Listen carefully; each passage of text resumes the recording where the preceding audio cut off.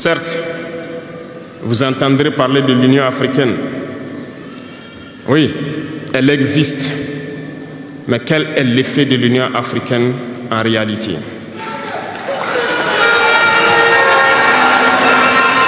Nous ne pourrons pas parler d'intégration dans le thème et ne pas parler de l'Union africaine. Parce que c'est cette organisation qui devrait nous unir, créer l'intégration réelle. Mais nous sommes au regret de voir ces guerres qui persistent sur le continent africain, qui tuent des millions de jeunes, et que cette organisation, qui est à la tête d'États pourvus d'armées, n'arrive pas à s'organiser pour soutenir certains pays. Bonjour à tous. Je souhaite donc la bienvenue à tous les jeunes venus des 13 régions qui sont dans la salle et ceux qui n'ont pas pu avoir accès à la salle. À tous les jeunes venus d'Afrique pour accompagner la jeunesse burkinabé, soyez les bienvenus au pays des hommes intègres. J'irai rendre un hommage vibrant à nos vaillantes forces de défense et de sécurité et nos vaillants VDP qui se battent jour et nuit pour que le Burkina Faso soit et tienne debout. Je souhaite que nous prenions une minute pour prier pour ceux qui sont sur le terrain et aussi pour le repos des âmes de ceux qui sont tombés pour notre patrie.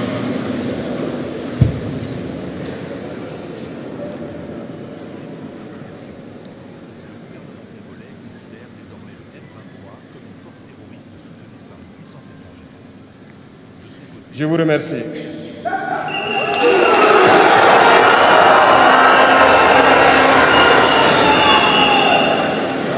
Rendons grâce à Dieu qui a permis que nous nous retrouvions ici aujourd'hui à l'occasion donc de la célébration de la Journée internationale de la jeunesse en bonne santé. Jeunesse. Jeunesse du Burkina, jeunesse d'Afrique. La jeunesse, cette phase de la vie où l'on a assez de force, assez d'énergie. La jeunesse, c'est l'époque où on n'a pas assez de temps. Nous devons profiter du temps qui nous est donné, utiliser l'énergie nécessaire pour atteindre nos objectifs, pour changer le monde, changer notre monde, changer le monde des autres, positivement. Les enfants souhaitent grandir pour être jeunes. Les personnes âgées souhaitent redevenir jeunes. Tout le monde veut être jeune. La jeunesse est une bénédiction. Alors profitez de la jeunesse pour faire œuvre utile. Voilà pourquoi quand je vois dans le thème choisi, les deux premiers mots nous interpellent. Intégration, sécurité. L'Afrique fait face à de nombreux défis. Et on doit se poser des questions. La jeunesse est-elle un atout ou un handicap pour le développement des nations? La réponse est simple et sans équivoque. Et vous la savez. Les pays développés ont pour la plupart une population vieillissante. Et actuellement, beaucoup de pays ont lancé des programmes pour rajeunir leur population. L'Afrique a cette chance d'avoir une population très jeune. Mais pourquoi l'Afrique n'est-elle pas développée? Nous devrions donc nous pencher sur la question de comprendre pourquoi l'Afrique a une population jeune et qu'elle n'est pas développée. Et que les pays qui se disent développés cherchent donc à rajeunir leur population. Il faut que nous arrivions donc à transformer notre jeunesse en un véritable atout et un moteur de développement pour notre continent. Et pour ce faire, nous avons besoin d'intégration, nous avons besoin de sécurité, de développement, nous avons besoin de nous unir. Certes, vous entendrez parler de l'Union africaine. Oui, elle existe. Mais quel est l'effet de l'Union africaine en réalité?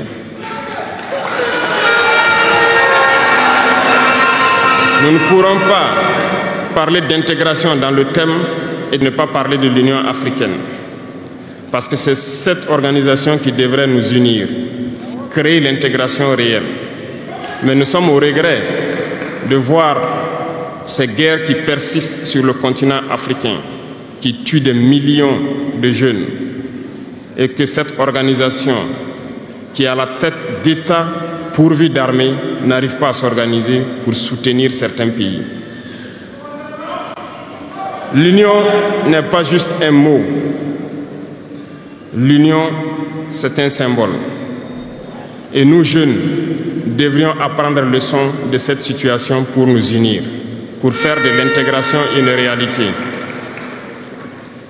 J'ai été désagréablement surpris lorsque l'Éthiopie, qui abrite donc le siège de l'Union africaine, vivait un conflit. Et quand j'ai vu le Premier ministre se mettre en treillis et annoncer fermer l'université à Addis Abeba pour faire face à la menace, je n'ai pas vu l'action de l'Union africaine pour protéger ces sièges. Les États occidentaux, pour la plupart, voyaient Addis Abeba tomber, ont plié bagages et partir. L'Éthiopie s'est battue, a trouvé une solution interne et vit plus ou moins en paix aujourd'hui. Les enfants du Congo meurent depuis des années. Plusieurs autres conflits, tels au Soudan, existent sur le continent. Nous aurions aimé voir l'Union africaine générer les forces et toutes les stratégies nécessaires pour soutenir ces États pour qu'ils puissent retrouver la paix. Depuis près de 10 ans, le Sahel est le théâtre du terrorisme international. Mais nous ne voyons aucun soutien de ces organisations pour trouver une solution à ce problème.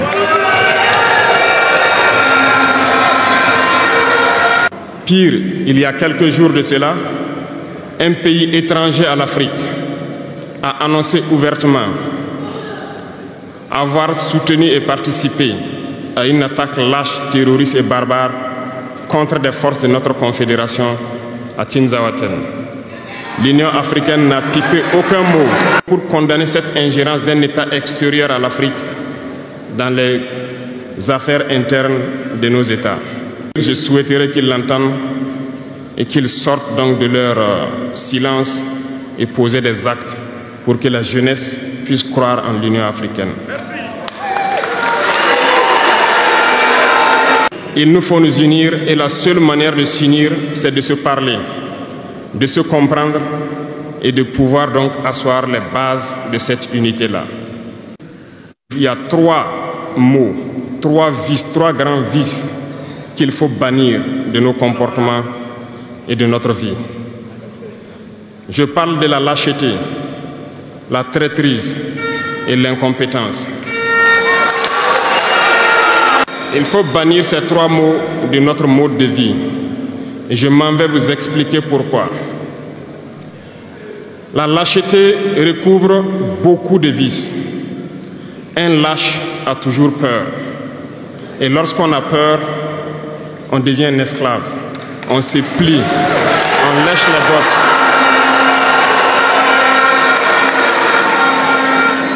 Nos ancêtres n'ont pas été lâches.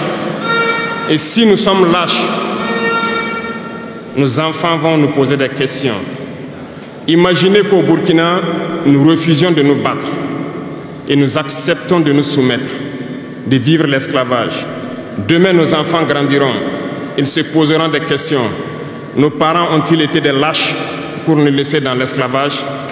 Que nous soyons vivants ou morts, nous allons le ressentir. Le lâche a peur.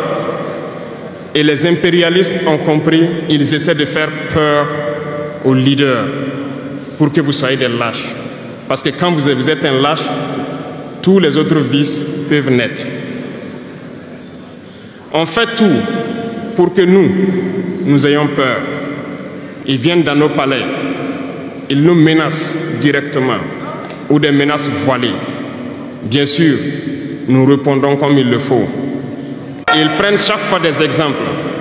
Ils nous diront, vous savez, Thomas Sankara a essayé de faire comme ça, mais il est où? Il est mort. Le président haïtien, il a essayé de faire comme ça, il est où? Il est mort. Kadhafi a essayé comme ça, il est où? Il est mort. Voilà des propos qu'on nous tient de manière voilée pour nous faire peur. Et pire, nous voyons aussi souvent certains jeunes essayer d'emboîter le pas d'une autre manière. On peut les entendre dire « telle personne a régné ainsi, il est à la CPI. Telle personne a régné ainsi, il est en prison. » Tout ça pour essayer de nous faire peur, pour qu'on devienne des lâches. Mais je pense qu'ils n'ont pas compris quelque chose. Quand nous disons la patrie ou la mort, nous vaincrons, ce n'est pas qu'une phrase, ça a tout son sens. Nous n'avons pas peur et nous n'aurons jamais peur. Nous continuerons notre lutte.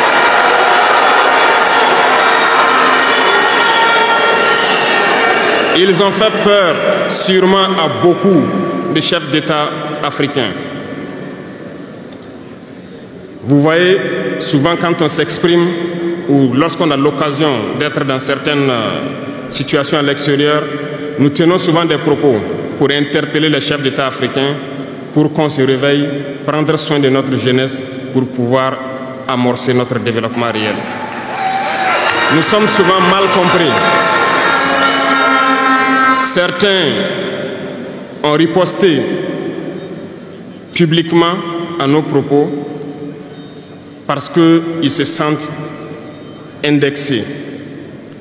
Mais je peux vous assurer, jeunesse, que lorsque nous nous retrouvons dans les couloirs, ces mêmes chefs d'État nous disent « Vous êtes sur la bonne voie, c'est ce qu'il faut faire pour que l'Afrique puisse s'en sortir. » Alors,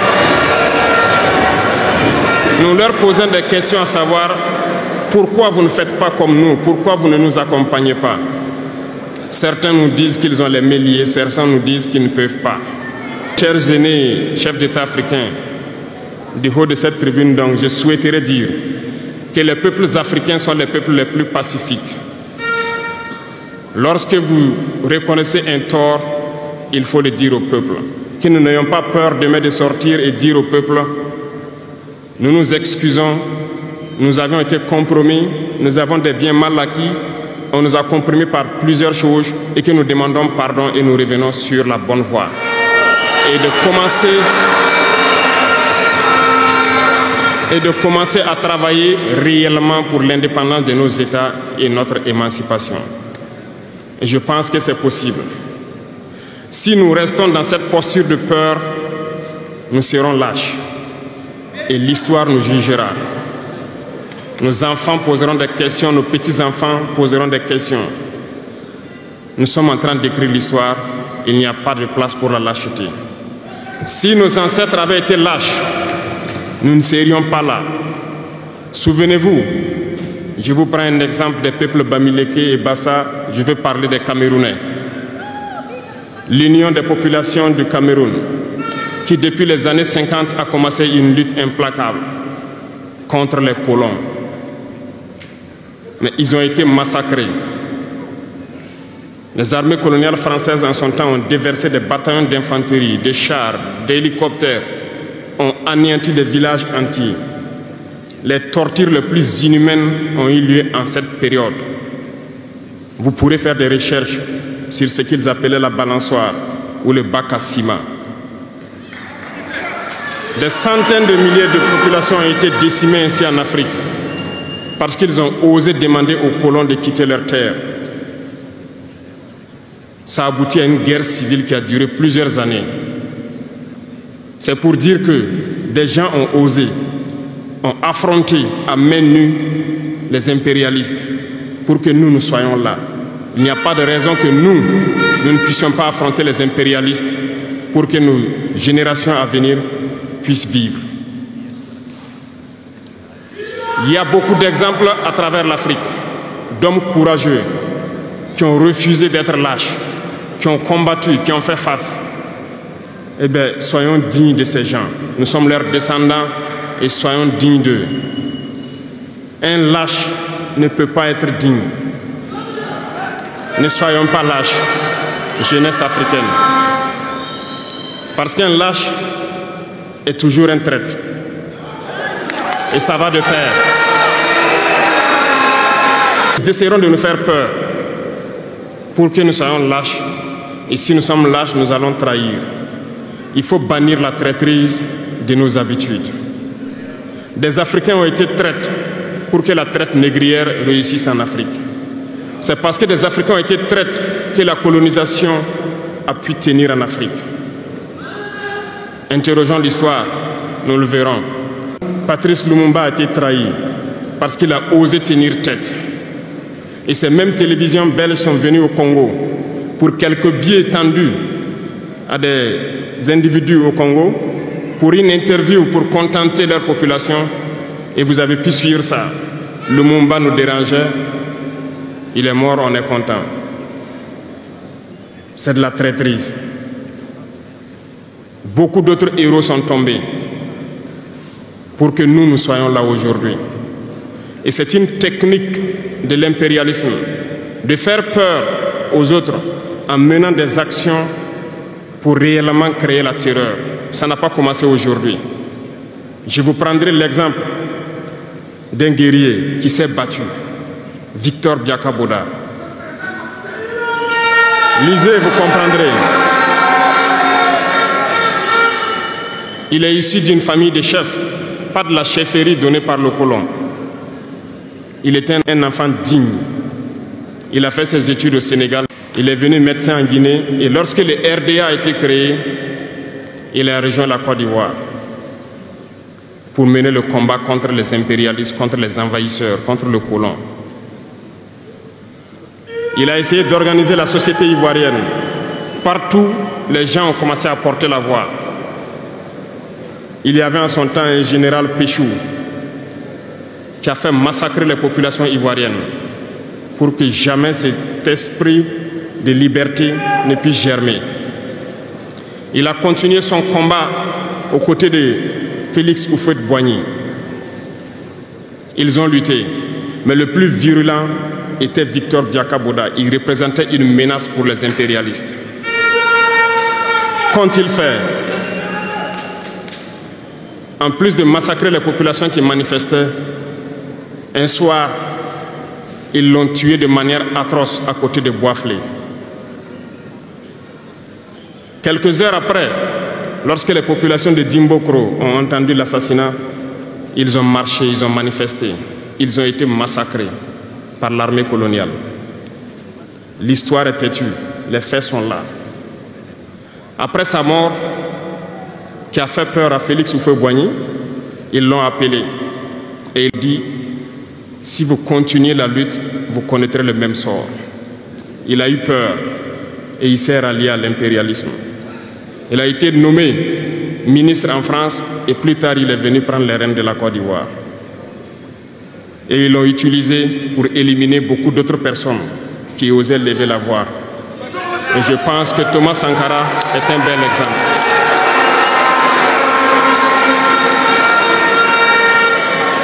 Si vous avez peur, vous serez lâche et vous serez traître. N'ayez jamais peur. La lutte doit continuer. Il y a beaucoup d'autres exemples à travers le monde. Et il y a ce phénomène qu'ils ont aussi utilisé depuis belle lurette et qu'ils continuent d'utiliser. Voyez-vous, certains individus, par exemple, se sont retrouvés dans d'autres pays et créé, soi-disant, un gouvernement parallèle au gouvernement du Mali. Vous avez entendu cette histoire. Ce n'est qu'une technique qui a existé dans le temps. Je vais vous prendre l'exemple de Ahmed Chalabi, l'Irak. Ce professeur de mathématiques qui a même été dans le gouvernement irakien a été récupéré par les impérialistes et il a formé ce semblant de gouvernement parallèle à l'Irak, aux États-Unis. Et on l'a utilisé pour être donc le mouton de sacrifice. Parce que c'est à lui qu'on a dit de prononcer publiquement que Saddam Hussein développait des armes de destruction massive. Et il l'a fait. Ils l'ont utilisé. Et cet alibi a été utilisé pour tuer des millions d'enfants en Irak et détruire l'Irak. Et vous savez quel a été le sort de Chalabi? Un soir, après une interview, dans l'interview, il disait même qu'il sait que la CIA est sur son dos. Quelques heures après, il a été retrouvé mort dans son lit, mort de crise cardiaque. Si vous trahissez, vous aurez des fins macabres. C'est ainsi. L'impérialisme n'a pas d'amis. L'impérialisme vous utilise et quand il finit de vous utiliser, il fait de vous ce qu'il veut. Suivez mon regard, vous comprenez de quoi je parle. Ça a toujours été comme ça.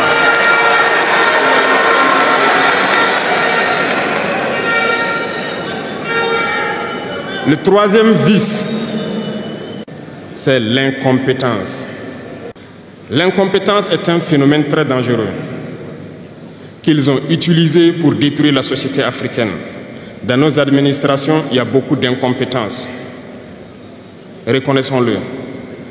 Les incompétents ont beaucoup de place à côté de l'impérialisme. Parce que les incompétents peuvent plomber le développement d'un pays. Les incompétents peuvent vous amener à douter de vous. Les incompétents aiment la facilité. Les incompétents aiment tout pour eux seuls. Les incompétents n'aiment pas ceux qui sont compétents. Ils n'aiment pas ceux qui innovent, ceux qui cherchent. Les incompétents sont dangereux. Lorsque vous êtes éclairé, l'incompétent ne vous aime pas. Lorsque vous voulez innover, l'incompétent ne vous aime pas. L'incompétent sait reconnaître celui qui est compétent et il va le combattre jusqu'à son dernier souffle. Parce qu'il a peur de celui qui est compétent. Cherchez la connaissance. Cherchez la connaissance et travaillez. Travaillez dur pour être compétent. Bannissez l'incompétence. Parce que, à travers les distractions qu'on veut nous faire adopter, on devient incompétent. Je vous prends un exemple. Les réseaux sociaux sont les lieux de publication des informations aujourd'hui. Les gens s'informent à travers Internet et beaucoup de choses. Un jeune qui publie sur les réseaux sociaux un article sur sa ferme ou un projet agricole ou un projet scientifique, je suis jeune, je connais les termes. Il n'aura pas peut-être 1000 vues. Mais un jeune qui publie sur des futilités, il a des millions de vues.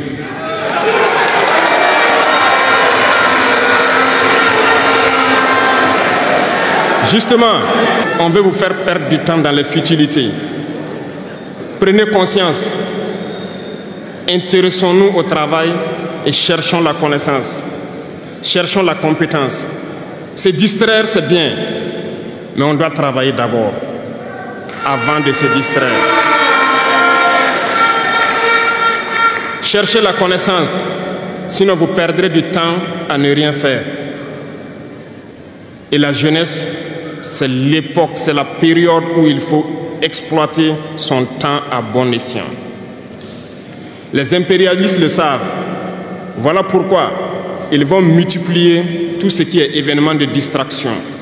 Ils vont multiplier tout ce qui est événement qui peut vous détourner du travail pour que vous soyez des incompétents. Et en ce moment, quand vous êtes endormis, on choisit les incompétents pour diriger tout ce qui est structure importante. Et vous n'avez le choix que de vous plier. Ne soyons pas incompétents, cherchons la connaissance. Les incompétents se cachent souvent derrière des mots. Ils emploient les termes de démocratie, de liberté, sans se rendre compte de quoi il s'agit. Camarades, la démocratie est un état d'esprit, autant que la jeunesse est un état d'esprit. C'est soi-disant démocrate, mais regardez le monde. Comment est-ce qu'on peut vouloir imposer la démocratie en tuant des millions de personnes? C'est de la dictature, ça, ce n'est pas de la démocratie. Ça ne s'impose pas. Ceux-là qui se disent démocrates, mais regardez, nous avons vu des scènes où on a empêché des gens de rentrer dans des assemblées. On a vu des scènes où des forces ont débarqué dans des assemblées pour obliger les députés à prendre des textes. On a vu des scènes plus terribles que ça, où les gens tuent leurs manifestants. Mais eux, ils s'appellent démocrates et nous, on nous appelle donc des putschistes. Si c'est ça la démocratie, je répète, nous ne voulons pas de cette démocratie.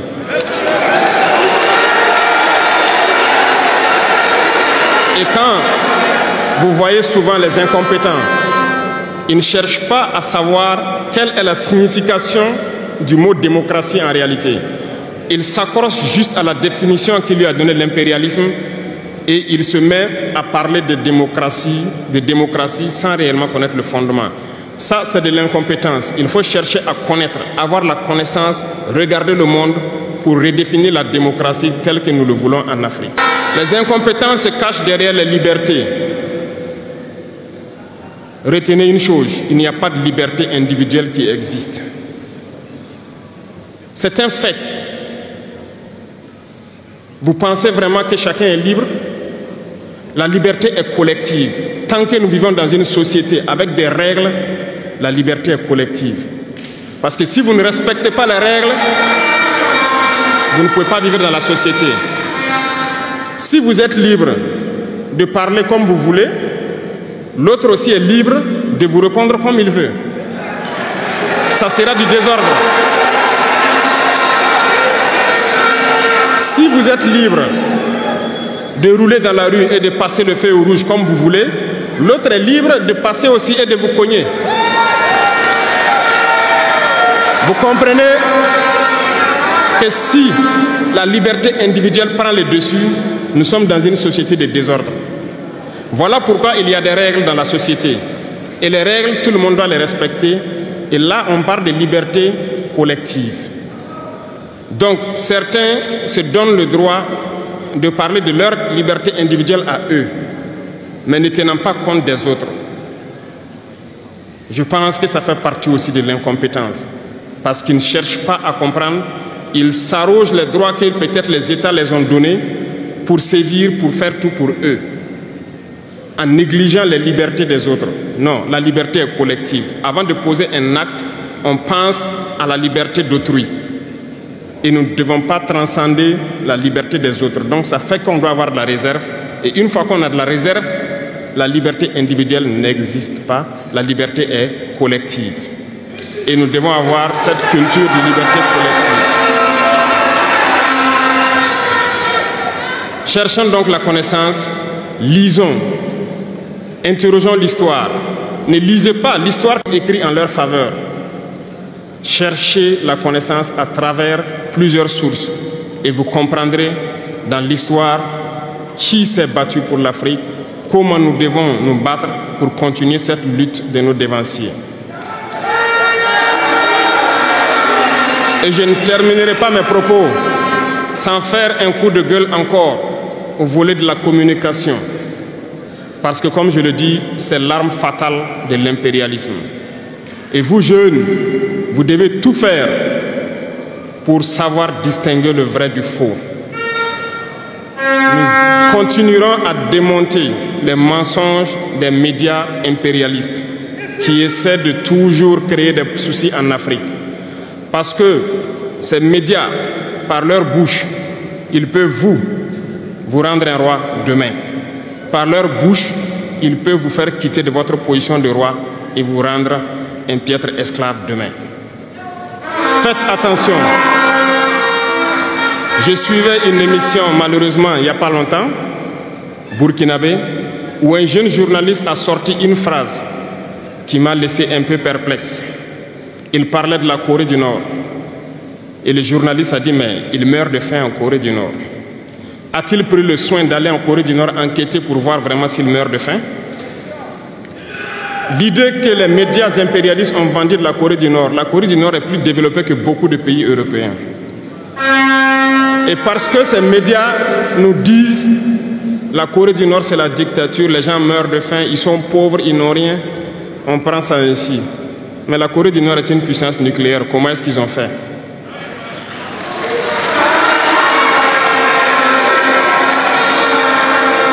Faisons attention à la communication. Il ne faut pas suivre de manière aveugle ces médias menteurs qui ne cherchent qu'à diviser l'Afrique.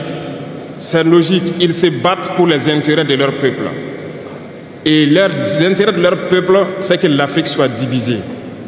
Alors, jeunesse du Burkina, jeunesse d'Afrique, il faut qu'on s'unisse. Il faut bannir la lâcheté, il faut bannir l'incompétence, il faut bannir la traîtrise et tous les vices dans nos sociétés. Je vous invite à repartir encore lire, à se mettre au travail pour que l'Afrique que nous voulons, autosuffisante, soit une réalité.